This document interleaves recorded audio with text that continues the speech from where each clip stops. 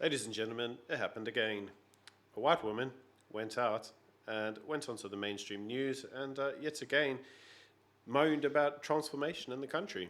We've covered this quite a lot of recent about liberal young white women who are intent on moaning about their own skin color, but yet again we have a very prominent white woman who's done this. This time in the guise of Captain Sia Kulisi's wife, Rachel. Ramon, you've seen the article. What do you think of this?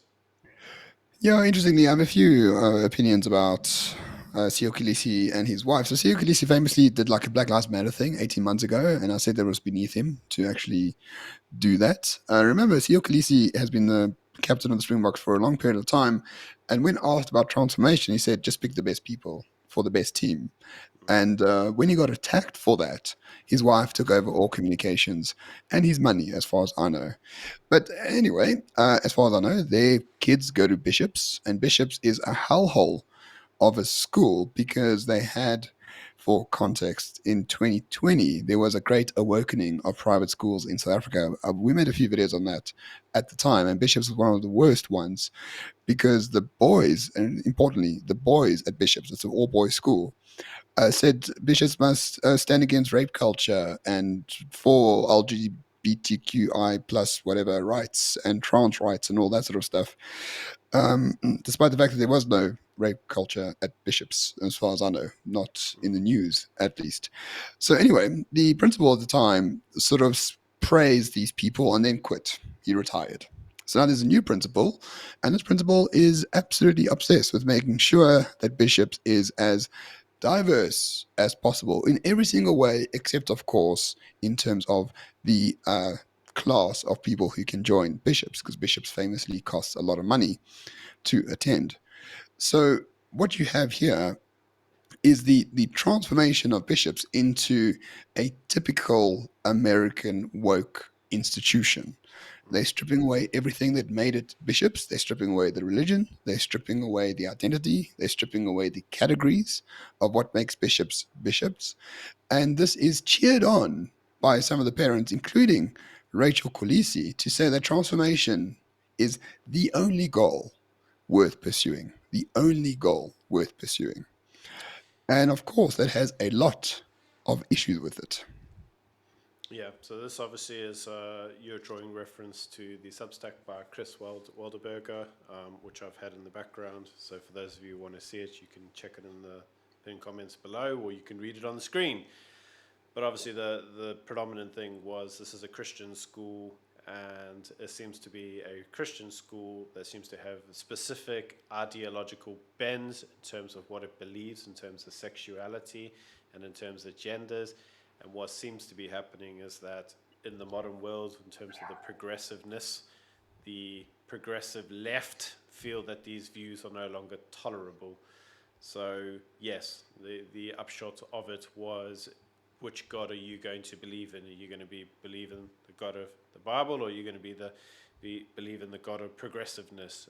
And as you rightly said, some of the parents have enrolled into the school thinking that it would teach them the God of the Bible, but in typical fashion, the left can't leave you alone and has to get involved in every aspect of your life, and it does now seem that they feel that this is no longer acceptable, and the progressive spirit of the pride flag needs to take an aggressive stance on all these things. Yeah, I mean, if you go back to the article on News 24, quoted, and Rachel Kulisi is quoted, and I quote, transformation should be the number one priority on everyone's list, especially in light of South Africa's history. For every individual, no matter what race, religion, or sexual orientation, deserves a space to feel safe, accepted, and represented, especially in a school setting. Few issues with that. Number one, it's a boys' school, keyword being boy. I'm not a biologist, but I think I know what a boy is. And number two, it's a private school, so it's extremely expensive. So for Rachel Khaleesi to say that everyone should feel safe at Bishops, they're not going to because A, they can't afford it, and B, they're not a boy. So already that argument falls flat. But then she goes on to say that, so another parent, sorry, says that, terms like tradition and family values, in fact, only mask racism, elitism, and homophobia. for some reason. And she believes, this is someone called Melanie Rice, she believes that her son and all children should be educated in an inclusive environment, and that some so called traditions have caused irreparable harm and trauma in the past. Mrs. Rice, those traditions that you call homophobic and racist are what built bishops, are what created the school that your son attends. And you chose that school based on those traditions. And now for you and Rachel Kodisi to go to that school and say, you know what, the reason we are here is because of your traditions, and the reason we are here is because of your values. But now that we are inside the parapet, we want to destroy all of it. And they're entitled to do that or attempt to do that. But what is most concerning is that the school is allowing them to do that internally. It reminds me a lot of what is happening in the Western world right now, where the main enemy of the West is not China or Russia. The main enemy is within the gates. It's the progressive left. It's the progressive left which is Indeed. eating it from the inside. It reminds me that there's a bug. There's a bug out in the wild where basically the bug goes and it sprays cockroaches with glue. When the cockroaches get stuck, the bug walks up to the cockroaches and sucks the insides of the cockroaches out from inside it, whilst the cockroach is glued in place, paralyzed to do anything about it. This is how the progressive left feels a lot to me. It feels like what they do is they glue you, they stick you free, they stick you in place with labels like racism, sexism, homophobia, all the isms that they can throw at you. And then once you transfixed, they just suck the living body out of you and just you're paralyzed to do anything about it. Now, I give this analogy because one of the interesting things about this actual article was, let's go back. So this article came about because some of the parents of these kids wrote let's call it uncomfortable, because this is how the school refers to it, an uncomfortable letter, which was an 8-page letter, which is basically anonymous. They couldn't even identify themselves, which should give you an idea of what the spirit or the kind of the surroundings of that school were like. So an 8-page letter, and they basically say that the reason they went to the school in the first place was because of the culture, the spirit, and the identity. And what they didn't want is they don't want wokeness. So the culture will probably be Protestant values, kids work hard, they get good grades, Christian ethics, family values. And you may say that it's a colonial school. You're welcome to say that. But obviously it's a school that prides itself on a specific, should we say, educational system. And that educational system is open to everybody in the Republic. Whilst people sit there and moan about transformation, it is worthwhile remembering that there are no statutes on the books that currently prohibit anyone from taking a place in the school. So if the person is of the right grades, if they can speak the right language, as in they speak the language of tuition, and if they can afford the fees, they're in, mate. Like, it's not like they go, oh, wait, you're a black guy and this is a white school. Those forms of legislation are long gone. So for anybody to say that the school isn't inclusive, well, from a liberal perspective, where you can kind of say if your money's right, you're in, like, you can't really kind of claim that it's not transformed. But they kind of give the baby away. And that is the next line they go on to say is that the school hasn't got Bantu education. Like, okay. What? Like, of course it doesn't. So, and it says, and I quote, the majority of South African population through Bantu education was excluded from achieving academically. So is that the problem, right? It's not got Bantu Yeah. education because you want transformation. Is that what you want, right? Uh, well, yeah. I mean, but Byron, I think you fundamentally, I mean, with respect, you sound like a boomer, like a conservative boomer, and I'm going to fight with you right now about laws and the books and all that sort of stuff. These people don't care. It's not, again, Africa, power and influence, right? How do you gain power in an institution? You degrade it first, and Of then you course. give the solution. And the solution is what we can give to you. The solution is transformation. The solution is what the ANC have been doing to this country for 30 years. It's not about laws. It's not about all this is absolute bullshit. We, All we, these people we, un- want we is to understand that. destroy bishops completely. And So we the more we both talk about, understand that. hold on, I know that, but the more we talk about legislation and saying it's not what they, who cares if they're lying? Everyone knows they're lying, but people don't want to speak the truth, and that's what we are here for. It doesn't matter what the law says. And I would accept that, except we do have to address what they are saying before we can kind of take it to there. Because obviously, even one of the other things that Rachel writes in her letter, she says transformation should be the number one priority on everybody's list. According to whom? Sorry, but according to whom? It's the number one thing on everybody's list according to whom? Yeah, Especially in light of South Africa's history. yeah. Okay? But that history's been gone for 26 years. Every individual, no matter what race, religion, or sexual orientation, deserves a safe space where they can feel accepted and represented, especially in the school setting. What are the rules in the school that are prohibiting them from doing this? Tell us what they are. What you can't use is you can't just use blanket phrases like, let's just have transformation. Transformation of what? She says the conversation has been started and some actions have been taken place. Yeah, so what you're basically doing is you're fighting against the elitism of a school. You don't like the elitism of a school. Okay, well then Siya Kolisi should give up being the captain of the rugby team because that is an elite position. He is an elite. He is an elite based on his ability and where he's got to. But you clearly don't believe in that. You believe that everybody should have a safe space. Well, then he needs to give it up. And why don't we allow any old person to just take that role? Why would it be a position based on meritocracy? And the fundamental issue is, why are we being lectured about these? I mean, this is a woman who's married, she's got kids, and then she goes, yeah, but you know, I don't really like traditional and family values, because that's what they're fighting against. The school says they want traditional and family values. What's wrong with traditional and family values? I'm sorry, Especially but when what? she's doing them. So Because what she's is wrong with married, them? because she's in a monogamous relationship with Siya Kolisi, And raising their kids. sons in a traditional way. So But of what's wrong course, with it? no, but you don't understand. This is what's called a luxury belief, right? And luxury beliefs are things, right, that the elite do and then tell the populace to do otherwise.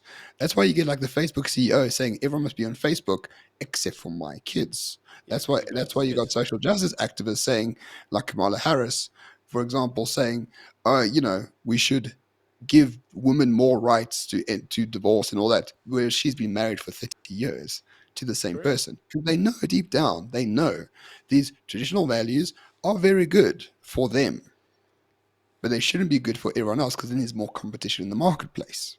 This is 100%. all it is. This is a luxury belief to entrench the elitism of these parents. That's all it is. Which is all good and fine, but then to then quote and say diversity, equity, and belonging are important areas. Okay, well, you've just given the game away again. Equity is a communist idea, mate. It's the belief on equal outcome. Whenever you hear the words equity, you know, oh, okay, communist agenda here. But I suppose for me, the big thing is I don't personally believe that this girl believes anything she's writing, because you can see the contradictions in a lot of the things that she's writing. So then I could ask the question, why does she feel the need to champion the school? Why does she feel the need to be the typical wokey, leftist, modern, progressive, white liberal woman that's got an opinion on everything? Like, why does she feel the need to be the Karen in the relationship? Is it because her husband overshadows her? She needs to feel No, like she has a role? Like, because it gives her power. Simple as that. It gives her power, stupid, and man. the more power she accumulates, the more she can ride roughshod over everything else, especially things that existed before her, like this bishop school. And then she will have a name for herself, and she will accumulate far more influence and power for herself as well, irrespective of the cost to society. Yeah, and I think as a society, we need to push back on this, which is the whole reason why it's sometimes worthwhile first view the arguments, dismiss the arguments. Then you realize, okay, it's not about the arguments, as Ramon says, and I've said it as well. Here's the arguments, but the arguments are bullshit. Okay, fine. So now you know. Then look beyond. What is it? It's not the arguments that they're arguing for. It's everything else. So now we know what the everything else is. So when you see that, why is the school even taking this seriously?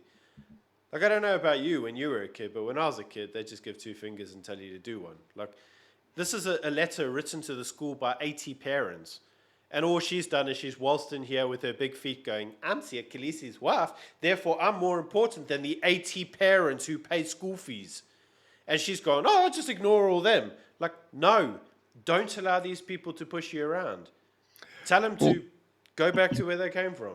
Yeah, well, it's really too late. The new headmaster is quite on board with the agenda at bishops, and the only reason bishops will decline as an institution is because the good parents did not put up a fight. A fight. And as you know, in Africa especially, but in life generally, if you are the wall, if you are the trench, if you are something that creates resistance, you make it a lot more difficult for your enemies to gain the upper hand. But now there is no resistance to anything, right? No. We just write anonymous letters and we leak anonymous letters. We're acting like spies during the Soviet Union. How about someone from the concerned parents group stand up for themselves, say, this is my name, this is my position, and I will refuse to let bishops go down the drain like every other elite school in the West. This is my stand. I may fail, and that's fine, but at least I took a stand. Maybe parents should start doing that. You know what I find curious? Imagine, let's have the exact same argument, word for word, but let's change the school to a Muslim school. So it's not Christian, it's Muslim.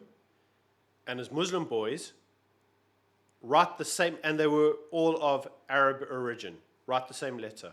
Let's see how that letter goes. And we both know that letter wouldn't even see the light of day, Yeah. which is It's why only, it's why letters like this are frustrating. but activists only Byron, our people, the white people of South Africa, are the weakest people in South Africa. They are the only ones who give a shit about this stuff, right?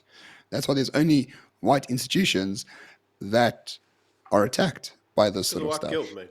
White guilt. You and I both know it's white guilt. You know, it's the whole idea of repent for the sins of your grandfathers, repent for the sins of your fathers. You know, and I find that curious coming out of an Anglican school, which is what bishops is, because the fundamental ethos behind Christianity is that Jesus atoned for the sins of your fathers. So why are we atoning for the sins of our fathers? That kind of idea, that Roman idea of you are guilty for the sins of your fathers, that was redeemed by the blood of Christ. Like that's what they teach, right?